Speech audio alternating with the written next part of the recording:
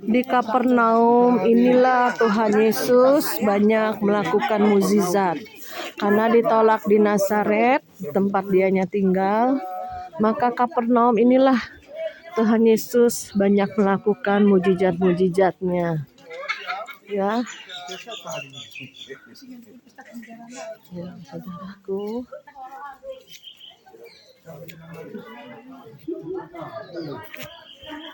Oke, kita akan memasuki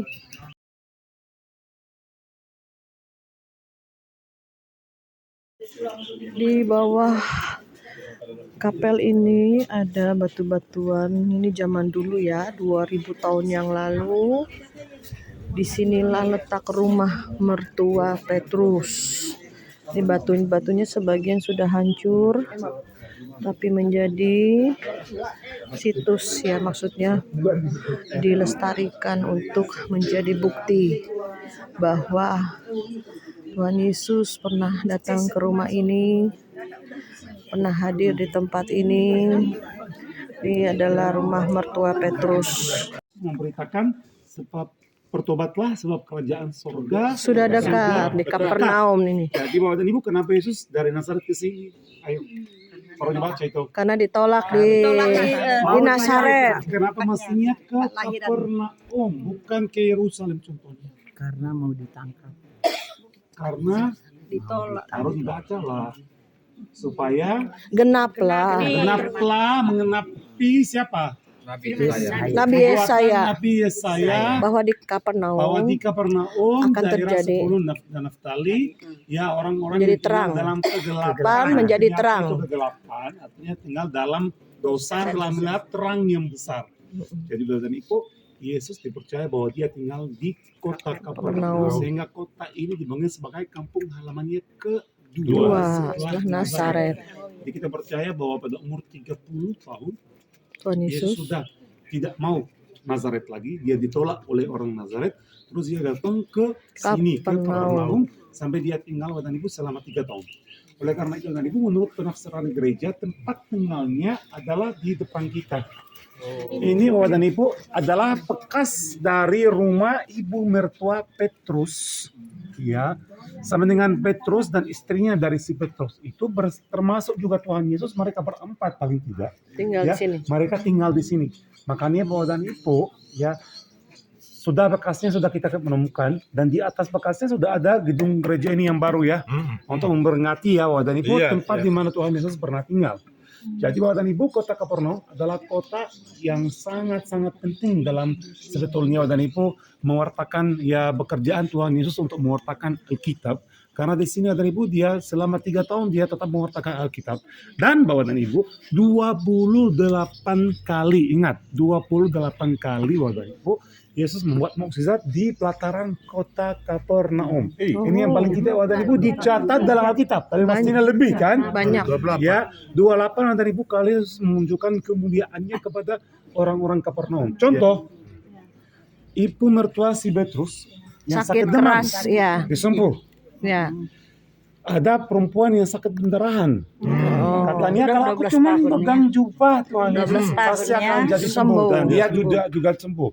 Ya, ada seorang lumpuh yang diturunkan dari atap rumah, dipercaya juga di rumah ibu mertua Petrus, yaitu rumah ini juga disembuh. Orang kerasukan setan Bapak dan Ibu di sinagoga yang di sebelah sana juga disembuh. Ya. Jadi Bapak dan Ibu, banyak sekali mukjizat yang Yesus pernah melakukan Ini di sinagoga. Kapernaum. Tapi Bapak dan Ibu, kenapa sekarang nggak ada Kapernaum? Sinagoga. Kenapa cuma peninggalan kita ini masuk, kita cuma melihat ke batu-batu, tapi orang Kapernaum nggak ada. Ada yang tahu Bapak dan Ibu kenapa hari ini nggak ada Kapernaum, walaupun Bapak dan Ibu ini juga disebut sebagai Injil yang kelima, karena kebanyakan Bapak dan Ibu ya pekerjaan Yesus melakukan di tempat ini. Apalagi Bapak dan Ibu, kota Kapernaum adalah kota lintas. Kenapa? Kota lintas antara antara dua kerajaan dari anak si Herodes Agung.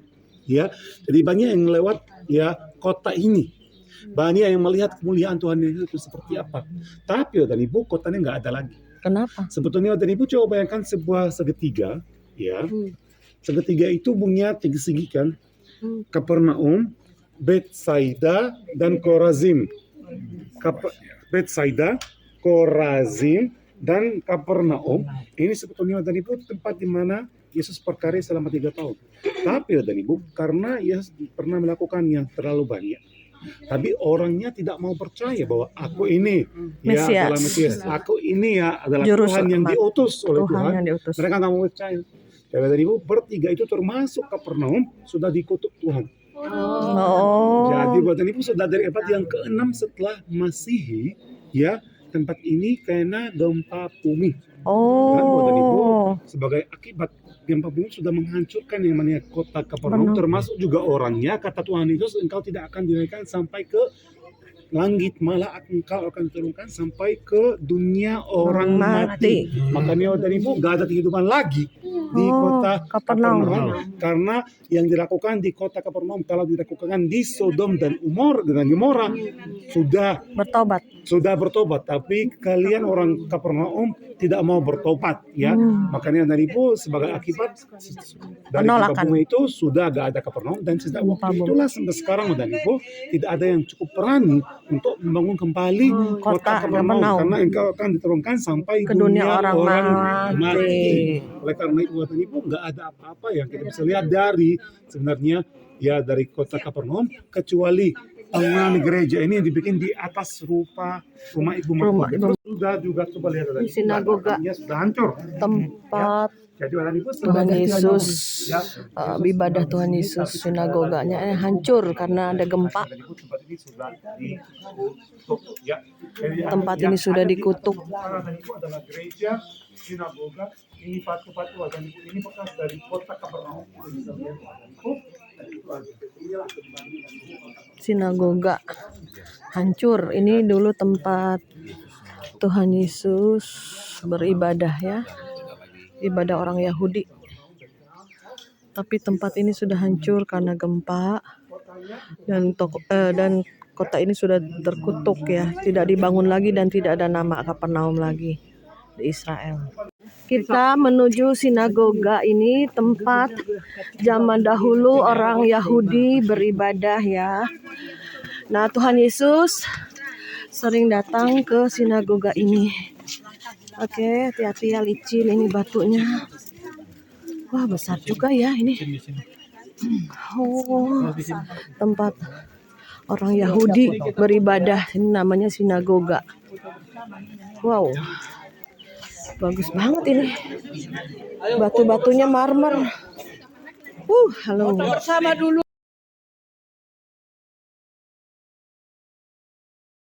Inilah tempat sinagoge. Maksudnya gereja orang Yahudi, tempat ibadah orang Yahudi ya. Ini hancur karena gempa bumi. Dan kota Betsaida ini namanya Betsaida ya, tidak akan dibangun lagi ya. Tuh justru di sinilah banyak Tuhan Yesus melakukan mujizat ya. Tapi orang-orangnya banyak yang tidak bertobat. Ya, sebelah sananya.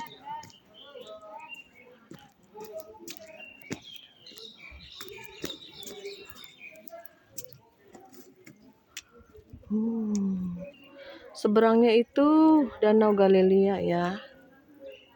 Wow.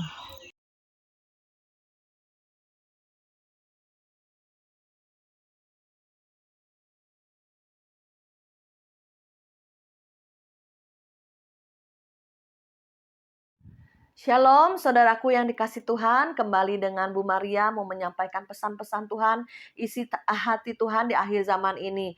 Mari kita terus bergerak melekat pada Tuhan, tahu destiny rencana Tuhan dalam hidup kita, tujuan kita ada di bumi ini.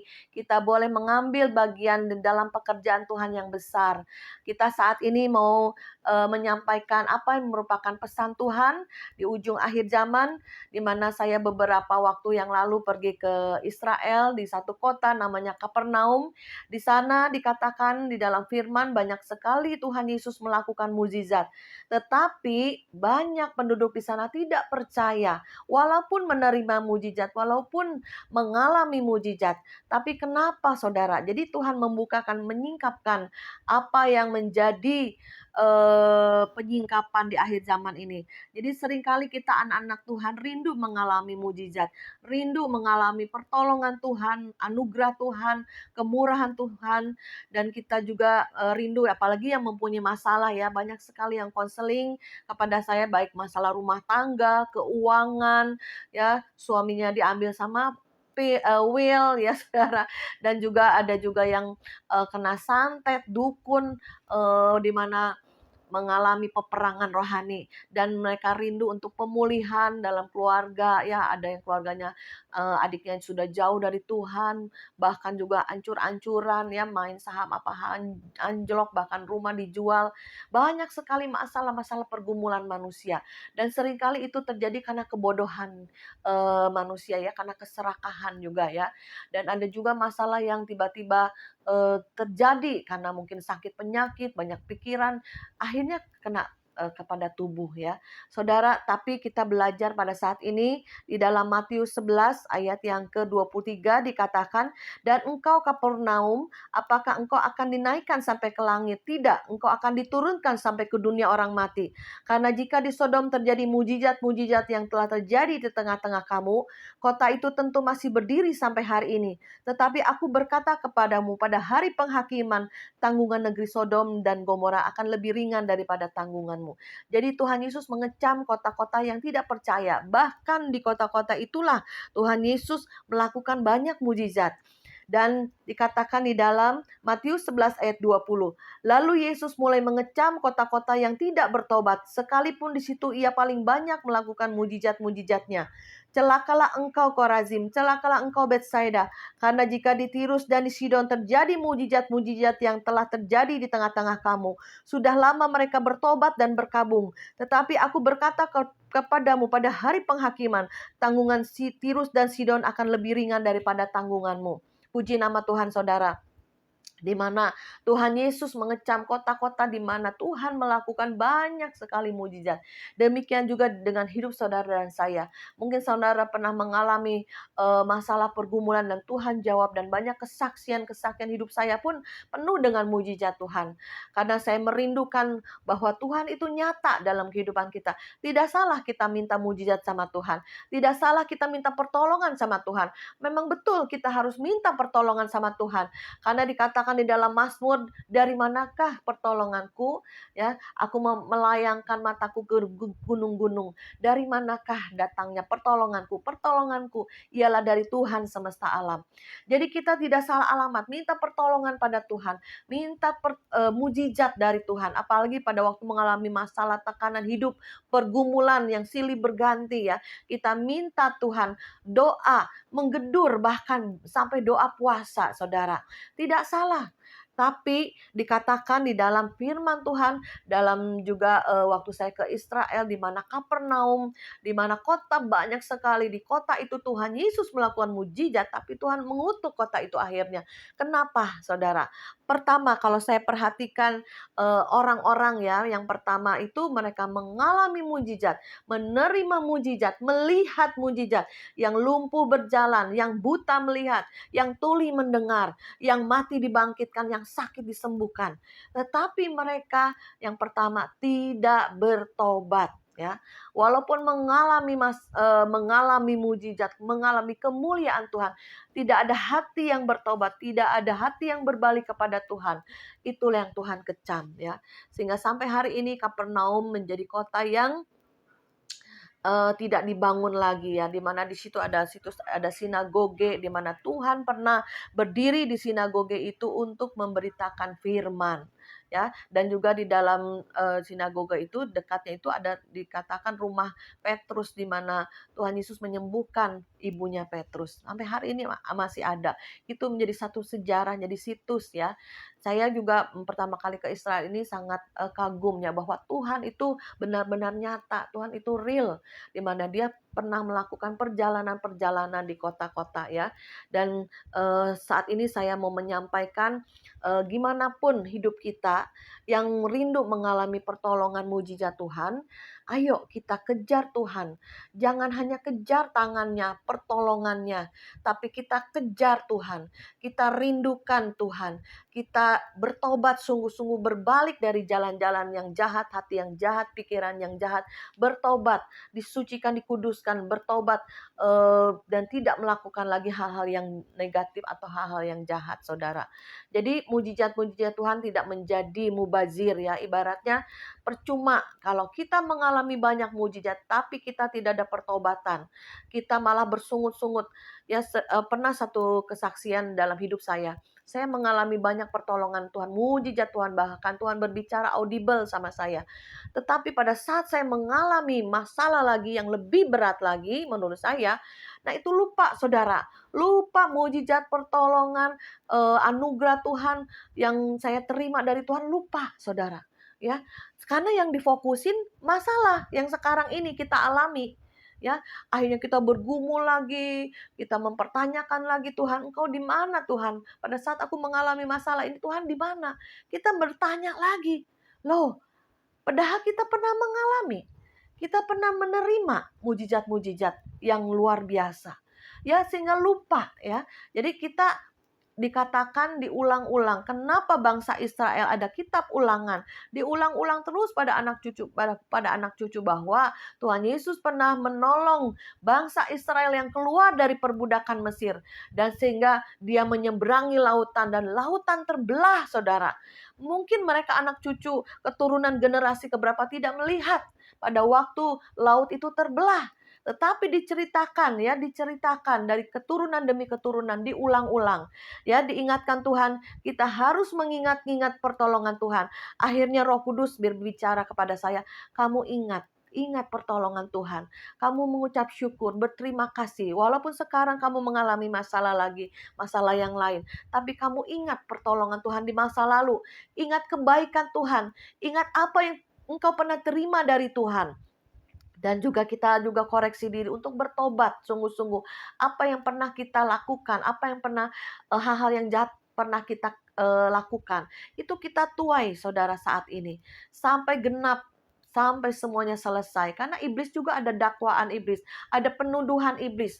Sehingga tidak mungkin kita enak-enakan masuk surga, tapi kita tidak membayar apa yang kita tabur yang jahat. Kita harus juga menuai hal-hal yang negatif ya. Tapi kita lalui bersama Tuhan dan kita bertobat ya, bertobat, meninggalkan jalan-jalannya yang jahat. Ya, kita harus ada pertobatan sungguh-sungguh. Kita hidup benar, hidup kudus. Jadi aku melupakan apa yang di belakangku dan berlari menuju panggilan surgawi. Kita tanggalkan segala beban dosa yang merintangi kita. Jangan sampai itu membawa kita susah untuk berlari mencapai rencana Tuhan.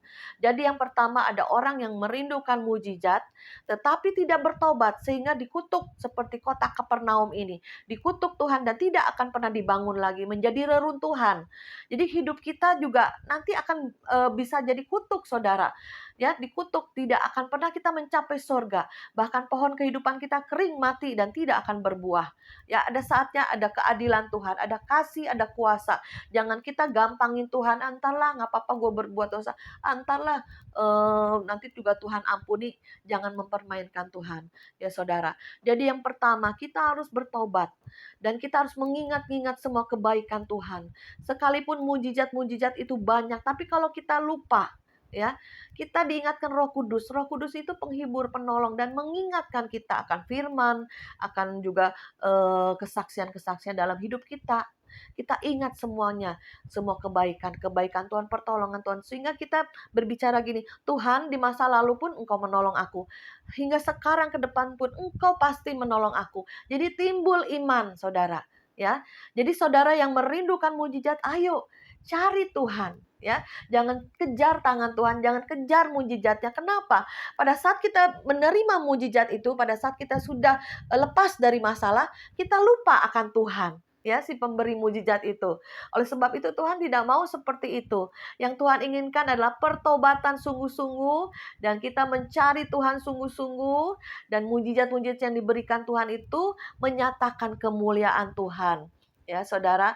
Jadi saudara yang belum mengalami mujizat, minta sama Tuhan. Dan yang sudah mengalami banyak mujizat, bersyukurlah dan terus berjalan dari satu mujizat ke mujizat lain. Dan ada orang yang ketiga mengalami banyak mujizat dan dia tetap tekun setia mengiring Yesus, melayani Tuhan. Saya pilih yang ketiga, saudara ya. Saya mengalami banyak mujizat dari Tuhan dan saya setia tekun terus mengiring Yesus dan tidak pernah melupakan Tuhan atau kecewa, kepahitan terhadap Tuhan atau terhadap manusia. Dan itulah yang Tuhan ingini. Saudara, puji nama Tuhan, biarlah kita anak-anak Tuhan rugi kalau tidak menerima mujizat atau kita tidak mengalami Tuhan dengan pertolongannya. Jadi yang belum punya kesaksian dalam hidup, minta sama Tuhan apa yang merupakan pertolongan yang saudara rindukan ya. Bahkan saat ini banyak sekali yang mengalami pergumulan demi pergumulan. Minta sama Tuhan, ambil doa puasa walaupun aduh udah doa puasa tapi belum ada jawaban, nggak apa-apa. Kita seperti menabur, ya menabur benih sambil berjalan mencucurkan air mata.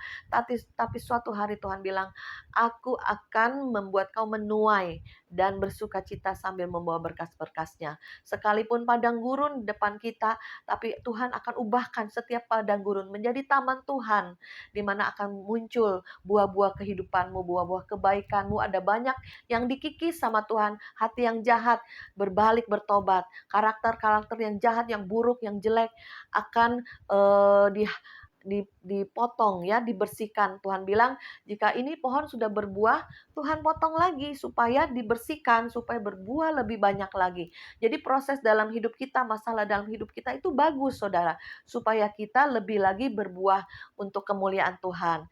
Jadi biarlah kita menjadi kotanya Tuhan, kita menjadi tempat di mana Tuhan melakukan perkara-perkara ajaib melalui kehidupan kita, dan kita bisa menjadi saksi Tuhan dalam keluarga, dalam lingkungan, bahkan di gereja, bahkan sampai ke bangsa-bangsa. Puji nama Tuhan, mari kita saudara berdoa.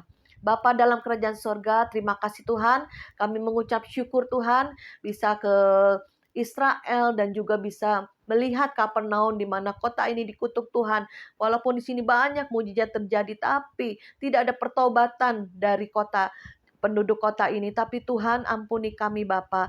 Kami mau mengalami mujizat, kami mau mengalami pertobatan, kami mau mengingat semua kebaikan-kebaikan Tuhan, sehingga tidak ada lagi kepahitan dalam diri kami, tidak ada lagi Tuhan hati yang jauh daripada Engkau. Tarik kami dengan kasih-Mu, dengan kuat kuasa-Mu, dan setiap yang menonton YouTube Pas Agape ini mengalami kuasa Tuhan, hadirat Tuhan disalurkan di dalam nama Yesus, sehingga mereka mendengar ada satu kerinduan untuk mengalami Tuhan terus, kemuliaan Tuhan, dari satu kemuliaan kepada kemuliaan yang lain, dari satu mujizat kepada mujizat yang lain. Bahkan Kau sudah berikan kami kuasa untuk melakukan mujizat, supaya banyak orang bertobat dan menerima Engkau sebagai Tuhan dan Juru Selamat. Terima kasih Bapa, di dalam nama Yesus kami mengucap syukur dan berdoa. Haleluya. Amin.